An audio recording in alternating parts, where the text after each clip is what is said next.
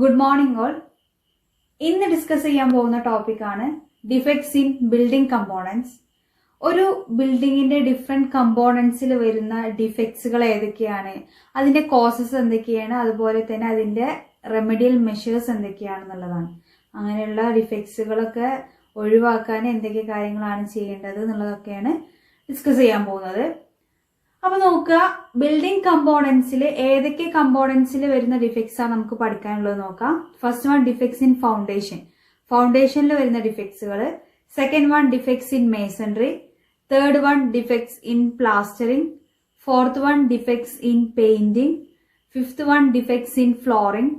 And sixth one defects in concrete. Concrete എന്ന് പറയുമ്പോൾ plain cement concrete ആവുക, reinforced cement concrete ആവുക, രണ്ടിലെയും വരുന്ന ഡിഫെക്ട്സുകൾ നോക്കാണ്ട്. And seventh one defects in wooden structures, door window പോലുള്ള വുഡൻ സ്ട്രക്ചേഴ്സിൽ വരുന്ന ഡിഫെക്ട്സുകൾ. ഓക്കെ, ഇതിൽ ഓരോന്നായിട്ട് നമുക്ക് എക്സ്പ്ലെയിൻ ചെയ്യാം.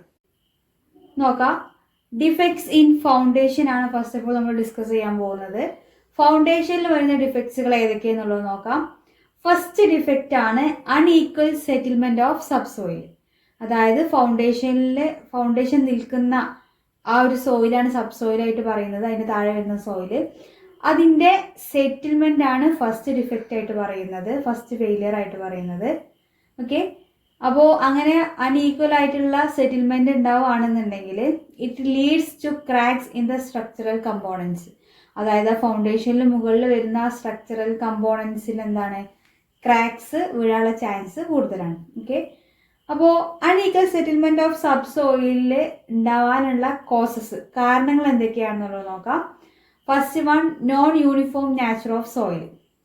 അതായത് ഈ ഫൗണ്ടേഷൻ കൺസ്ട്രക്ട് ചെയ്തിട്ടുള്ള സോയില് നോൺ യൂണിഫോം ആണെന്ന് വിചാരിക്കുക. അതായത് കറക്റ്റ് ഹാർഡ് സോയിൽ അല്ല എന്നുള്ള ഒരു, അതായത് ഇപ്പോൾ നമ്മൾ മണ്ണിട്ട് നിറച്ച ഒരു സ്ഥലത്താണ് ചെയ്തിട്ടുള്ളതെന്നുണ്ടെങ്കിലൊക്കെയാണ് ഇങ്ങനെയുള്ള സെറ്റിൽമെന്റ് ഒക്കെ വരുന്നത്. ഓക്കെ, ആൻഡ് സെക്കൻഡ് വൺ വരുന്നത് unequal low distribution of soil strata.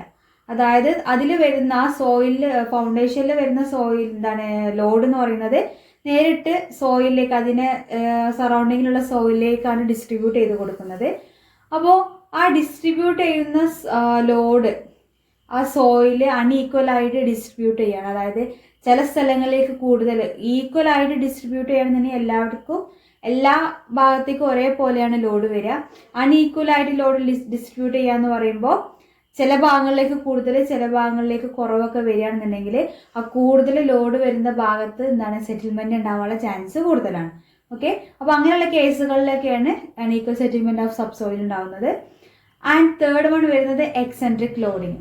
Eccentric loading എന്ന് പറയുമ്പോൾ നമ്മൾ കറക്റ്റ് ഒരു പോയിന്റിൽ, അതായത് കോൺസെൻട്രേറ്റഡ് ലോഡ് അല്ലെങ്കിൽ എന്താ പറയുക, ഒരു ഡിസ്റ്റൻസ് മാറിയിട്ടാണ് ലോഡ് ആക്ട് ചെയ്യുന്നതെന്നുള്ള വിചാരിക്കുക. അതായത് ഫൗണ്ടേഷനിൽ നേരിട്ടല്ലാതെ ഒരു ഡിസ്റ്റൻസ് മാറിയിട്ട് ലോഡ് ആക്ട് ചെയ്യണമെന്നുണ്ടെങ്കിൽ അതിലുള്ള അങ്ങനെ ഉള്ള ആ ഒരു ഡിസ്റ്റൻസിൻ്റെ ആ ഒരു ഇത് കാരണം എന്താണ്, താഴെ വരുന്ന സോയിൽ സ്ട്രാറ്റിൽ അൺഈക്വൽ ആയിട്ടുള്ള ലോഡ് ഡിസ്ട്രിബ്യൂഷൻ ഉണ്ടായിട്ട് വരുന്നതാണ് ഈ എക്സെൻട്രിക് ലോഡിംഗ് എന്ന് പറയുന്നത്. ഓക്കെ, എക്സ്ട്രാ ആയിട്ട് ലോഡ് വരികയാണ്. മാത്രമല്ല അതിൽ നേരിട്ട് ഫൗണ്ടേഷനിലൂടെ നേരിട്ടല്ല ഇറങ്ങുന്നത്, കുറച്ച് ചിലപ്പോൾ അതിൻ്റെ നിയർ ആയിട്ടുള്ള കുറച്ച് ഡിസ്റ്റൻസ് മാറിയിട്ടുള്ള ഒരു പോയിന്റിലാവാം ഈ ലോഡിങ് വരുന്നത്. അങ്ങനെയുള്ള കേസുകളിലൊക്കെയാണ് അൺഈക്വൽ സെറ്റിൽമെന്റ് ഓഫ് സബ്സോയിൽ ഉണ്ടാവുന്നത്. ഓക്കെ, അപ്പോൾ അതിനുള്ള റെമഡിയൽ മെഷേഴ്സ്, ഇങ്ങനെ സബ്സോയിലിൻ്റെ സെറ്റിൽമെന്റ് ഒഴിവാക്കാൻ, അവോയ്ഡ് ചെയ്യാൻ എന്തൊക്കെ കാര്യങ്ങളാണ് ചെയ്യുക എന്നുള്ളതാണ് റെമഡിയൽ മെഷേഴ്സിൽ പറയുന്നത്. ഓക്കെ, അപ്പോൾ അതിന് വേണ്ടിയിട്ട് ഫസ്റ്റ് ഓഫ് ഓൾ ചെയ്യേണ്ടത് resting foundation on rigid strata. Foundation ഉണ്ടാക്കുന്ന സമയത്ത് സോയില് ഹാർഡ് സോയിലുള്ള ഏരിയകൾ ഉണ്ടാക്കുക. അതായത് ഇപ്പോൾ നമ്മൾ മണ്ണിട്ട് നിരത്തിയിട്ടുള്ള ഏരിയ ഒക്കെ ആണെന്നുണ്ടെങ്കിൽ അത്യാവശ്യം നല്ല ഡെപ്തിൽ, എവിടെയാണോ ഹാർഡ് സോയിൽ വരുന്നത് അത്രയും ഡെപ്തിൽ എന്ത് ചെയ്യുക, കൊടുക്കുക. അല്ലാതെ സാധാ ഉള്ള ഹാർഡ് സോയിൽ ആണെന്നുണ്ടെങ്കിൽ കുഴപ്പമില്ല, ലൂസായിട്ടുള്ള സോയിലാണെന്നുണ്ടെങ്കിൽ എന്താണ് പെട്ടെന്ന് സോയിൽ സെറ്റിൽ ചെയ്യാൻ ചാൻസ് കൂടുതലാണ്. അപ്പോൾ റിജിഡ് ആയിട്ടുള്ള അല്ലെങ്കിൽ ഹാർഡായിട്ട് നിൽക്കുന്ന സോയിലിൽ വേണം ഫൗണ്ടേഷൻ റെസ്റ്റ് ചെയ്യാൻ. സെക്കൻഡ് വൺ പറയുന്നത് ലിമിറ്റിംഗ് പ്രഷർ ഇൻ സോയിൽ. നമ്മൾ ഈ ലോഡ് ഡിസ്ട്രിബ്യൂട്ട് ചെയ്യുന്നത് സോയിലിലേക്കാണ്. അപ്പോൾ അവിടെ എക്സ്റ്റേണൽ ആയിട്ട് അല്ലെങ്കിൽ എക്സ്ട്രാ പ്രഷറൊക്കെ വരുന്നത് എന്ത് ചെയ്യുക, മാക്സിമം അവോയ്ഡ് ചെയ്യുക. ആൻഡ് തേർഡ് വൺ വരുന്നത് അവോയ്ഡിങ് എക്സെൻട്രിക് ലോഡിങ്. നേരത്തെ പറഞ്ഞ എക്സെൻട്രിക് ലോഡിങ് ഉണ്ടാവുന്ന കണ്ടീഷൻ എന്ത് ചെയ്യുക, ഒഴിവാക്കുക. ഓക്കെ, ഡിഫെക്ട്സ് ഇൻ ഫൗണ്ടേഷനിൽ സെക്കൻഡ് വൺ വരുന്നതാണ് unequal settlement of masonry. Masonry എന്ന് പറയുന്നത് ഫൗണ്ടേഷനിൽ കൊടുക്കുന്ന മേസൺട്രിയിൽ ഉണ്ടാകുന്ന സെറ്റിൽമെന്റ് ആണ്. Okay, the portion of masonry situated between the ground level and the concrete footing. ഫൂട്ടിങ്ങിന്റെയും നമ്മുടെ ഗ്രൗണ്ട് ലെവലിന്റെ രണ്ട് ഫൂട്ടിങ്ങളുടെ ഒക്കെ ഇടയിലായിട്ട് നമ്മൾ കൊടുക്കുന്ന മേസൺട്രി ആണ് റാൻഡം റബിൾ ആവാ റാൻഡം റബിൾ മേസൺട്രി ഒക്കെ വരില്ലേ. സാധാരണ ബ്രിക്ക് അല്ല, റാൻഡം റബിൾ ഒക്കെ വെച്ചിട്ട് നമ്മൾ ചെയ്യാറുണ്ട്. അങ്ങനെ വരുന്ന മേസൺട്രിയിൽ വരുന്ന സെറ്റിൽമെന്റ് ആണ് പറയുന്നത്. ഓക്കെ, അപ്പൊ നോക്കുക, the portion of masonry situated between the ground level and concrete footing has mortar joints. It may shrink or compress and leads to the settlement of masonry.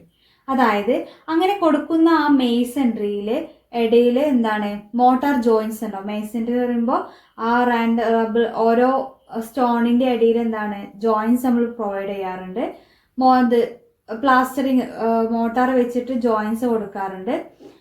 ആ സമയത്ത് ആ കൊടുക്കുന്ന മോട്ടാർ ചിലപ്പോൾ എന്ത് ചെയ്യും, ഷ്രിങ്ക് ചെയ്യുക അല്ലെങ്കിൽ കംപ്രസ് ചെയ്യുകയൊക്കെ ചെയ്യും. അതായത് അതിലുള്ള വാട്ടറിന്റെ ഒക്കെ അവൈലബിലിറ്റി കുറവാണെന്നുണ്ടെങ്കിൽ ഷ്രിങ്കേജിനും കംപ്രസ് ചെയ്യാനുള്ള ചാൻസ് ഒക്കെ കൂടുതലാണ്. അങ്ങനെ അതിന്റെ സ്ട്രെങ്ത് നഷ്ടപ്പെട്ടിട്ട് മേസൺട്രി സെറ്റിൽ ചെയ്യുന്ന ആ ഒരു ഡിഫെക്ട്സ് ആണ് അൺഈക്വൽ സെറ്റിൽമെന്റ് ഓഫ് മേസൺട്രി എന്ന് പറയുന്നത്. ഓക്കെ, അപ്പൊ അതിനുള്ള റെമഡിയൽ മെഷേഴ്സ് എന്തൊക്കെയാന്ന് വെച്ചാൽ, ഫസ്റ്റ് വൺ നോക്കാം, use motor of proper strength. First of all നമ്മൾ യൂസ് ചെയ്യുന്ന മോട്ടാർ എന്ന് പറയുന്നത് പ്രോപ്പർ സ്ട്രെങ്ത്, അതായത് അതിന്റെ മിക്സ് അതുപോലെ തന്നെ യൂസ് ചെയ്യുന്ന സിമെന്റും ഫൈൻ അഗ്രിഗേറ്റ് ഒക്കെ ഹൈ ക്വാളിറ്റി ഉള്ളതായിരിക്കണം. പ്രോപ്പർ ആയിട്ടുള്ള മിക്സ് ഡിസൈനിൽ വേണം മോട്ടാർ പ്രിപ്പയർ ചെയ്യാൻ. ഓക്കെ, സെക്കൻഡ് വൺ പറയുന്നത് യൂസിങ് തിൻ ജോയിന്റ്സിന്റെ ഒക്കെ വിഡ്ത്ത് കുറച്ചിട്ട് തിന്നായിട്ടുള്ള ജോയിന്റ്സ് പ്രൊവൈഡ് ചെയ്യുക. ഓക്കെ, ആൻഡ് തേർഡ് വൺ പറയുന്നത് പ്രോപ്പർലി വാട്ടറിങ് ദ മേസൺട്രി. നമ്മൾ മേസൺട്രി ചെയ്ത് കഴിഞ്ഞാൽ എന്താണ്, നന്നായിട്ട് നനക്കാൻ പറയാറുണ്ട്. അപ്പൊ പ്രോപ്പറായിട്ട് നനക്കാത്തൊക്കെ കാരണം കൊണ്ടാണ്, വെള്ളത്തിന്റെ കുറവ് കാരണമാണ് ഷ്രിങ്കേജ് ഒക്കെ ഉണ്ടാവുന്നത് അല്ലെങ്കിൽ കംപ്രസ് ചെയ്യുന്നത്. ഓക്കെ, അപ്പോൾ അത് ഒഴിവാക്കാൻ എന്ത് ചെയ്യുക, പ്രോപ്പർ ആയിട്ടുള്ള വാട്ടറിങ് നടത്തുക. നന്നായിട്ട് നനച്ചിട്ട് അതിന്റെ സ്ട്രെങ്ത് അറ്റൈൻ ചെയ്ത് തുടങ്ങിയിട്ട് മാത്രം അതിന്റെ മുകളിലോട്ട് ബാക്കിയുള്ള കൺസ്ട്രക്ഷൻ ഒക്കെ നടത്താൻ പാടുള്ളൂ. Okay, and the last one വരുന്നത് limiting the height of masonry to 1 meter per day for lime mortar and 1.5 meter per day for cement mortar. നമ്മൾ ലൈം മോട്ടോർ ആണ് യൂസ് ചെയ്യുന്നത് ഈ മോട്ടോർ ജോയിന്റ്സിന് എന്നുണ്ടെങ്കിൽ എന്ത് ചെയ്യുക, ഒരു ദിവസം അപ് ടു 1 meter ഹൈറ്റ് വരെ മേസൺട്രി ചെയ്യാൻ പാടുള്ളൂ. പടവ് 1 meter ഹൈറ്റ് വരെ ചെയ്യാൻ പാടുള്ളൂ, അതിലും കൂടുതൽ ഹൈറ്റിൽ ചെയ്യരുത്. അതുപോലെ തന്നെ സാധാരണ സിമെന്റ് മോട്ടോർ ആണ് യൂസ് ചെയ്യുന്നുണ്ടെങ്കിൽ 1.5 meter ഹൈറ്റ് വരെ ഒരു ദിവസം ചെയ്യാൻ പാടുള്ളൂ.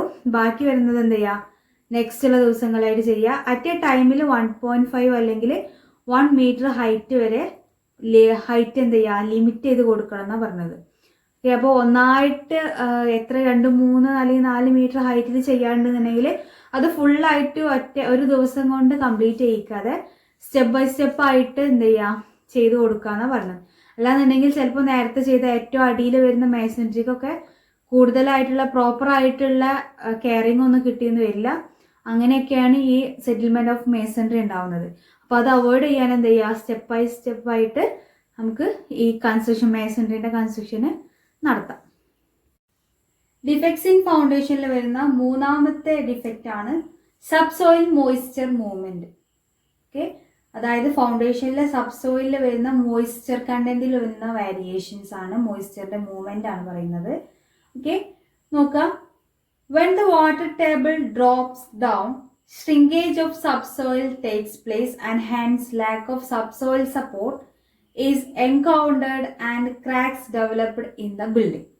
അതായത് നമ്മുടെ സോയിലുള്ള വാട്ടർ ടേബിളിന്റെ ലെവല് താഴെയാണെന്നുണ്ടെങ്കിൽ, ഡ്രോപ്സ് ഡൗൺ എന്ന് പറയുമ്പോൾ താഴെയാണെന്നുണ്ടെങ്കിൽ, ആ ഫൗണ്ടേഷനിൽ വരുന്ന അതിന്റെ സറൗണ്ടിങ്ങിലുള്ള സബ് സോയിൽ എന്താവും, വാട്ടറിന്റെ ആബ്സെന്റ് കാരണം ഷ്രിങ്കേജ് സംഭവിക്കും എന്നാണ് പറയുന്നത്. അങ്ങനെ ഷ്രിങ്കേജ് സംഭവിക്കുന്ന സമയത്ത് വാട്ടറിന്റെ പ്രസൻസ് ഉണ്ടാകുമ്പോൾ അതെന്തായാലും മോയിസ്റ്റ് ആയിട്ട് നിൽക്കാവും. അപ്പോൾ വാട്ടർ പെട്ടെന്ന് താഴേക്ക് പോകുന്ന സമയത്ത് എന്തായാലും അവിടെയുള്ള മണ്ണ് ഷ്രിങ്ക് ആവും. ആൻഡ് ആ സോയിലിനെ സപ്പോർട്ട് ചെയ്യാനുള്ള കപ്പാസിറ്റി കുറയും. സോ എന്ത് ചെയ്യും, അത് ബിൽഡിങ്ങിൽ ക്രാക്സ് ഡെവലപ്പ് ചെയ്യാനുള്ള ചാൻസ് കൂടുതലാവും.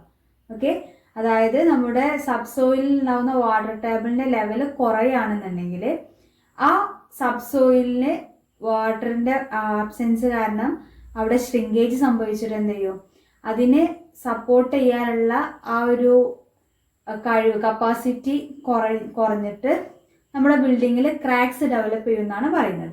ഓക്കെ, അത് മാത്രമല്ല when the water table rises, ഇനി വാട്ടർ ടേബിൾ കൂടുകയാണെന്ന് വിചാരിക്കുക. നമ്മൾ കോൺക്രീറ്റിന്റെ ഫൗണ്ടേഷനിൽ താഴെയാണ്, ഫൗണ്ടേഷന്റെ ആ ഒരു കോൺക്രീറ്റ് അല്ലെങ്കിൽ സബ്സോയിലാണ് വാട്ടർ ടേബിൾ ഉണ്ടെന്നുണ്ടെങ്കിലാണ് പറയുന്നത്. അത് ആ ലെവൽ കുറയുകയാണെന്നുണ്ടെങ്കിൽ ക്രാക്സ് വരും എന്നാണ് പറഞ്ഞത്. ഇനി വാട്ടർ ടേബിൾ കൂടി നല്ല ഹെവി റെയിൻ ഒക്കെ വരുന്ന സമയത്ത് എന്താണ്, വാട്ടറിന്റെ ടേബിൾ കൂടും, നമ്മളെ സോയിലിന്റെ വാട്ടർ ടേബിൾ കൂടും, വാട്ടർ ടേബിളിന്റെ ലെവൽ കൂടും. അപ്പോൾ അത് ഫൗണ്ടേഷൻ്റെ ഒക്കെ അടുത്ത് അല്ലെങ്കിൽ ഫൗണ്ടേഷനിലൊക്കെ വരികയാണെന്നുണ്ടെങ്കിൽ എന്ത് ചെയ്യും, സ്വെല്ലിംഗ് ടേക്സ് പ്ലേസ്. അതായത് ഈ കോൺക്രീറ്റ് എന്താണ് വെള്ളത്തിൻ്റെ വാട്ടർ ടേബിളിലാണ് നിൽക്കുന്നത്. അപ്പോൾ കോൺക്രീറ്റും അല്ലെങ്കിൽ അതേപോലെ തന്നെ അതിൻ്റെ സറൗണ്ടിങ്ങിലുള്ള ആ സോയിലൊക്കെ എന്താണ് വെള്ളം കുടിച്ചിട്ട് വീർക്കാന്ന് പറയില്ല, അതാണ് സ്വെല്ലിംഗ് എന്ന് പറയുന്നത്. ഓക്കെ, അപ്പോൾ വെള്ളത്തിൻ്റെ കണ്ടന്റ് അത്രയും ഉണ്ടാകുമ്പോൾ അത് അത്രത്തോളം അത് എക്സ്പാൻഡ് ചെയ്യുന്ന പറയുന്നത്. ഓക്കെ, അപ്പോൾ swelling takes place inducing swelling pressure. അപ്പോൾ ഈ എക്സ്പാൻഡ് ചെയ്യുന്ന സമയത്ത് എന്താണ്, ഒരു എക്സ്പാൻഷന് വേണ്ടിയിട്ട് അതൊരു പ്രഷർ അപ്ലൈ ചെയ്യും ആ സോയിലിൽ. അപ്പോൾ അത് ഫൗണ്ടേഷനിലേക്ക് എന്താണ് ആ ഒരു പ്രഷർ വരുന്ന പറയുന്നത്. സ്വെല്ലിംഗ് പ്രഷർ എന്നാണ് പറയുന്നത്. എക്സ്പാൻഷന് വരുന്ന ആ ഒരു പ്രഷറിനെ സ്വെല്ലിംഗ് പ്രഷർ എന്നാണ് പറയുന്നത്. ഓക്കെ, അപ്പോൾ ആ സ്വെല്ലിങ്ങിന് വേണ്ടിയിട്ട് സ്വെല്ല് ചെയ്യുന്ന സമയത്ത് വീർക്കുന്ന സമയത്ത് എന്താണ് അവിടെ ആ സോയിലിൽ ഒരു പ്രഷർ അത് അപ്ലൈ ചെയ്യും, അത് ആ ഫൗണ്ടേഷനിലേക്കും വരും. അപ്പോൾ ഈ സ്വെല്ലിംഗ് പ്രഷർ ഫൗണ്ടേഷനും അതേപോലെ തന്നെ ഫൗണ്ടേഷനിൽ മുകളിൽ വരുന്ന സൂപ്പർ സ്ട്രക്ചറിനും റെസിസ്റ്റ് ചെയ്യാൻ പറ്റിയില്ല എന്നുണ്ടെങ്കിൽ എന്ത് ചെയ്യും, അത് ക്രാക്സ് ഉണ്ടാക്കാനുള്ള ചാൻസ് കൂടുതലാണ്. ഈ പ്രഷർ കാരണം എന്താണ്, താഴത്തുനിന്ന് മുകളിലോട്ട് വരുന്ന ഒരു പ്രഷറാണല്ലോ ഫൗണ്ടേഷനിലേക്കുള്ള.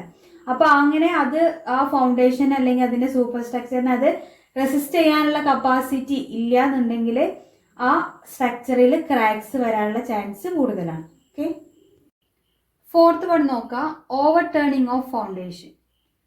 ഫൗണ്ടേഷൻ്റെ ഓവർ ടേണിങ് എങ്ങനെയാണ് സംഭവിക്കുന്നതെന്ന് വെച്ചാൽ, നമ്മുടെ ഫൗണ്ടേഷനിലെ മുകളിൽ വരുന്ന വാളിൽ ലാറ്ററൽ പ്രഷർ അപ്ലൈ ചെയ്യുകയാണെന്നുണ്ടെങ്കിൽ, അതായത് പിച്ചർ റൂഫ് അല്ലെങ്കിൽ ആർച്ച് അല്ലെങ്കിൽ വിൻഡിൻ്റെ ഒക്കെ ആക്ഷൻ കാരണം സൈഡിൽ നിന്ന് വരുന്ന പ്രഷറാണ് ലാറ്ററൽ പ്രഷർ എന്ന് പറയുന്നത്.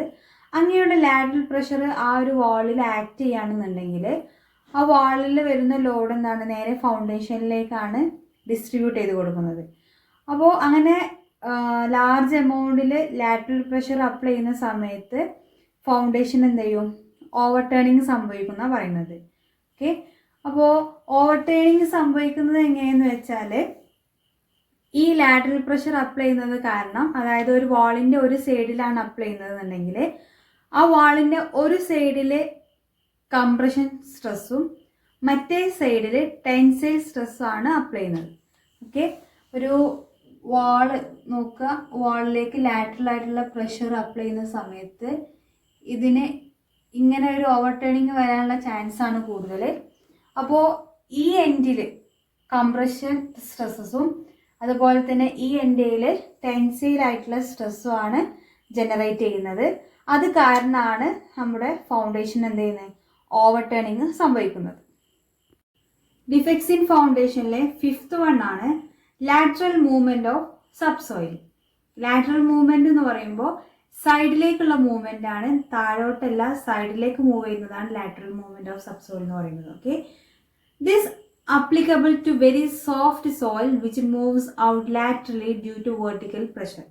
ഈ ലാറ്ററൽ മൂവ്മെന്റ് എന്ന് പറയുന്നത് എന്താണ്, സോഫ്റ്റ് സോയിലിന്റെ കേസിലാണ് വരുന്നത്. സോഫ്റ്റ് സോയിലുകൾ സൈഡിലേക്ക് മൂവ് ചെയ്യുന്ന പ്രോസസ്സാണ് ലാറ്ററൽ മൂവ്മെന്റ് ഓഫ് സബ്സോയിൽ എന്ന് പറയുന്നത്. Okay, such a situation may arises if ground is sloping or in granular soil where a big pit is being excavated nearby.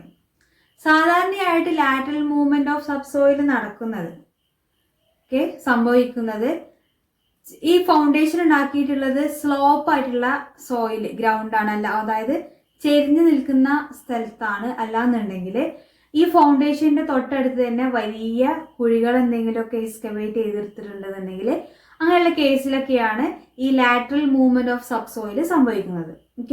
അതായത് ചെരിഞ്ഞു നിൽക്കുന്ന ഒരു സ്ഥലത്താണ് ഫൗണ്ടേഷൻ ഉണ്ടാക്കിയിട്ടുള്ളതെന്നുണ്ടെങ്കിൽ അതിന് താഴെ വരുന്ന അല്ലെങ്കിൽ സറൗണ്ടിങ്ങിൽ വരുന്ന സബ്സോയിൽ എന്ത് ചെയ്യും, ലാറ്ററലി മൂവ് ചെയ്യും എന്ന് പറയുന്നുണ്ട്.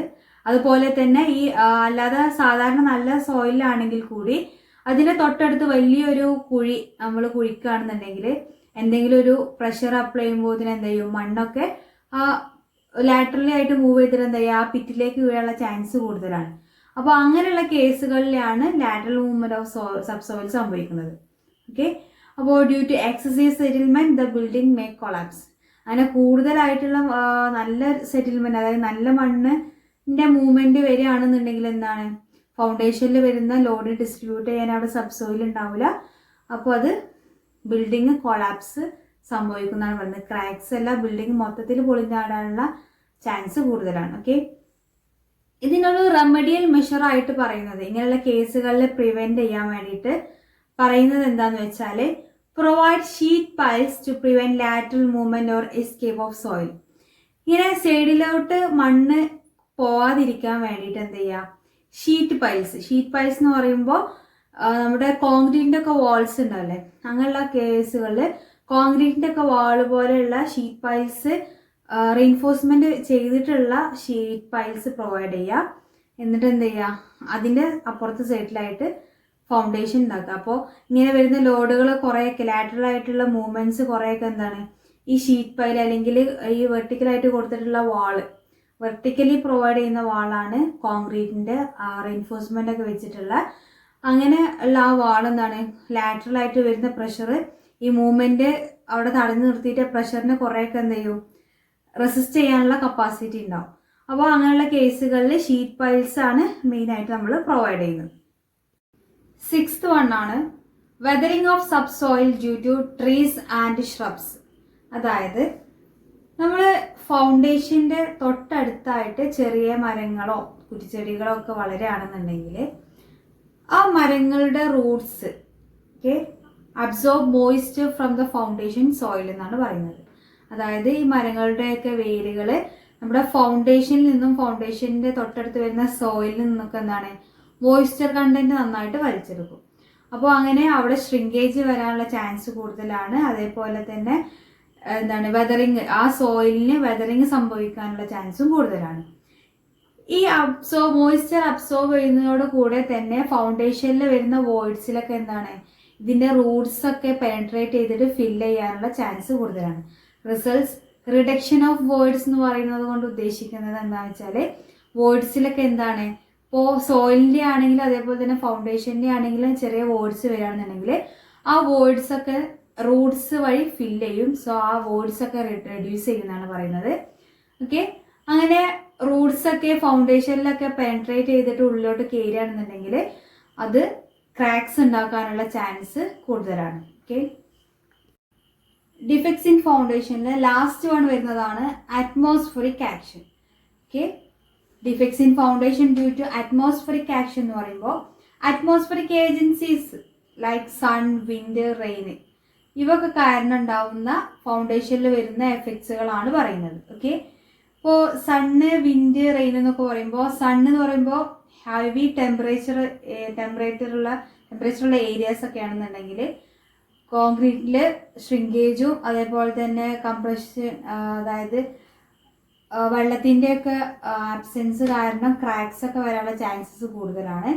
അതേപോലെ തന്നെ വിൻഡ്, നല്ല വിൻഡുള്ള ഏരിയ ഒക്കെ ആണെന്നുണ്ടെങ്കിൽ വിൻഡ് പ്രഷർ, വിൻഡ് ലോഡ് കാരണം എന്താണ്, നേരത്തെ പറഞ്ഞ പോലെ ലാറ്ററൽ ആയിട്ടുള്ള പ്രഷറാണ് വിൻഡ് എന്ന് പറയുന്നത്.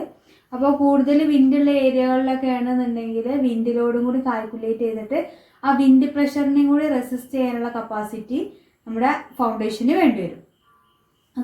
ഇനി നെക്സ്റ്റ് നോക്കുക റെയിൻ എന്ന് പറയുമ്പോൾ, റെയിന് കാരണം കുറേ ഡിഫക്ട്സ് ആണ് കോൺക്രീറ്റ് സ്ട്രക്ചേഴ്സിന് വരുന്നത്. അപ്പോൾ നമ്മുടെ ഫൗണ്ടേഷൻ ഷാലോ ഫൗണ്ടേഷൻ ആണെന്നുണ്ടെങ്കിൽ, അതായത് മുകളിലൊക്കെ വെള്ളം നിൽക്കുന്ന നല്ല വെള്ളമുള്ള ഏരിയ ആണ്, അല്ലെങ്കിൽ നല്ല ഹെവി റെയിനുള്ള ടൈമൊക്കെ ആണെന്നുണ്ടെങ്കിൽ എന്താണ്, വെള്ളം നന്നായിട്ട് നമ്മുടെ ഫൗണ്ടേഷൻ തറയിലേക്കൊക്കെ ഇറങ്ങാനുള്ള ചാൻസ് കൂടുതലാണ്. അപ്പോൾ അങ്ങനെ വെള്ളം നന്നായിട്ട് ഇറങ്ങുകയാണെന്നുണ്ടെങ്കിൽ ഡാംനെസ് ഒക്കെ ഉണ്ടാവാനുള്ള ചാൻസ് കൂടുതലാണ്. അപ്പോൾ ഡാംനെസ് എന്ന് പറയുമ്പോൾ വെള്ളം എന്താണ്, ഈ ഫൗണ്ടേഷന് വലിച്ചെടുത്തിട്ട് ഡാംനെസ് ഉണ്ടാവും. അപ്പോൾ അത് ആ ഒരു ഫൂട്ടിങ്ങിൻ്റെ അല്ലെങ്കിൽ ആ ഒരു ഫൗണ്ടേഷൻ്റെ സ്ട്രെങ്ത്തിനെ ഡിക്രീസ് ചെയ്യിക്കും. ഓക്കെ, അപ്പോൾ ഇങ്ങനെയുള്ള അറ്റ്മോസ്ഫിയറിക് ഏജൻസീസ് കാരണം ഉണ്ടാവുന്ന ഡിഫക്ട്സുകൾ എങ്ങനെയാണ് നമുക്ക് ഒഴിവാക്കുക, അവോയ്ഡ് ചെയ്യുക, അതിനുള്ള റെമഡിയൽ മെഷേഴ്സ് ആണ് പറയുന്നത്. Fill the foundation trenches with good soil and compacting it. നമ്മൾ ഫൗണ്ടേഷന് വേണ്ടിയിട്ട് കുഴി കുഴിച്ചിട്ടാണ് ഫൗണ്ടേഷൻ ഉണ്ടാക്കുന്നത്. ഓക്കെ, അപ്പോൾ അത് കഴിഞ്ഞിട്ട് ബാക്കിയുള്ള സ്ഥലങ്ങളൊക്കെ മണ്ണിട്ടിട്ട് നമ്മൾ മൂടാറുണ്ട്. അപ്പോൾ ആ സമയത്ത് നല്ല സോയിൽ തന്നെ യൂസ് ചെയ്യുക. അതായത് വെജിറ്റേറ്റീവ്, അതായത് ഇപ്പം മരങ്ങളുടെയൊക്കെ കൊമ്പുകൾ, വേരുകൾ, അങ്ങനെയുള്ള ഇതൊക്കെ ഉണ്ടെന്നുണ്ടെങ്കിൽ അതൊക്കെ റിമൂവ് ചെയ്തിട്ട് നല്ല ഗുഡ് സോയിൽ തന്നെ എന്ത് ചെയ്യുക, പ്ലേസ് ചെയ്യുക. ആൻഡ് നന്നായിട്ട് കോമ്പാക്ട് ചെയ്ത് കൊടുക്കുക. ഓക്കെ, ലൂസാക്കാതെ നല്ല ഹാർഡാക്കിയിട്ട് തന്നെ വെച്ച് കൊടുക്കുക. ഇനി നെക്സ്റ്റ് പറയുന്നത് provide gentle slope for drainage of water. ഇതേപോലെ വെള്ളം നന്നായിട്ട് ഹെവി റെയിനൊക്കെ വരുന്ന സമയത്ത് വെള്ളം ഫൗണ്ടേഷനിലേക്ക് ഇറങ്ങാതെ, സബ്സോയിലേക്ക് ഇറങ്ങാതെ വെള്ളം ഡ്രെയിൻ ചെയ്ത് പോകാൻ വേണ്ടിയിട്ട് എന്ത് ചെയ്യുക, വാളിൽ നിന്ന് നമ്മുടെ എക്സ്റ്റീരിയർ വാളിൽ നിന്നും പുറത്തേക്കായിട്ട് വരുന്ന നമ്മുടെ ഗ്രൗണ്ട് ലെവൽ ചെറുതായിട്ട് സ്ലോപ്പ് ആക്കി കൊടുക്കുക. അല്ലാന്നുണ്ടെങ്കിൽ ഡ്രെയിനേജിന് വേണ്ടിയിട്ടുള്ള പൈപ്പ്സ് കാര്യങ്ങളൊക്കെ പ്രൊവൈഡ് ചെയ്തിട്ട് എന്ത് ചെയ്യുക, വെള്ളം ഫൗണ്ടേഷനിലേക്ക് അല്ലെങ്കിൽ നമ്മുടെ സ്ട്രക്ചറിൽ നിൽക്കാതെ വേറെ ഏതെങ്കിലും രീതിയിലൂടെ ഒഴുക്കി വിടുന്ന ഒരു ചാൻസ് ഉണ്ടാക്കി കൊടുക്കുക. ആൻഡ് ലാസ്റ്റ് വൺ വരുന്നത് provide impervious materials along exterior walls. ഈ ഡാംനെസ് ഒക്കെ, വെള്ളം മോയ്സ്ചർ കണ്ടന്റ് കാരണം എന്താണ്, ഡാംനെസ് അല്ലെങ്കിൽ ഫ്രോസൻസ് ഒക്കെ ഉണ്ടാവാനുള്ള ചാൻസ് കൂടുതലാണ്. അപ്പോൾ അതൊക്കെ ഒഴിവാക്കാൻ വേണ്ടിയിട്ട് എന്ത് ചെയ്യുക, ഇംപെർവിയസ് ആയിട്ടുള്ള മെറ്റീരിയൽസ്. ഇംപെർവിയസ് മെറ്റീരിയൽ എന്ന് പറയുമ്പോൾ, ഇംപെർവിയസ് എന്ന് പറഞ്ഞാൽ അതിലൂടെ മോയ്സ്ചർ കണ്ടന്റ് അല്ലെങ്കിൽ വെള്ളത്തിനൊന്നും കടത്തി വിടാത്ത മെറ്റീരിയൽസ് ആണ്. അപ്പോൾ അത് വെച്ചിട്ട് എന്ത് ചെയ്യുക, എക്സ്റ്റീരിയർ വാൾസും ഫൗണ്ടേഷനൊക്കെ പ്രൊട്ടക്ട് ചെയ്യുക. അപ്പോൾ അത് അങ്ങനെയുള്ളത് നമ്മൾ പ്രൊവൈഡ് ചെയ്യുകയാണെന്നുണ്ടെങ്കിൽ ഉള്ളിലോട്ട് പിന്നെ വെള്ളം പുറത്തുനിന്ന് നമുക്ക് എന്താണ് അതിലൂടെ പെനട്രേറ്റ് ചെയ്തിട്ട് ഉള്ളിലേക്ക് കയറില്ല. അപ്പോൾ അങ്ങനെ നമുക്കത് എന്ത് ചെയ്യാം, പ്രൊട്ടക്ട് ചെയ്ത് നിർത്താം. ഓക്കെ.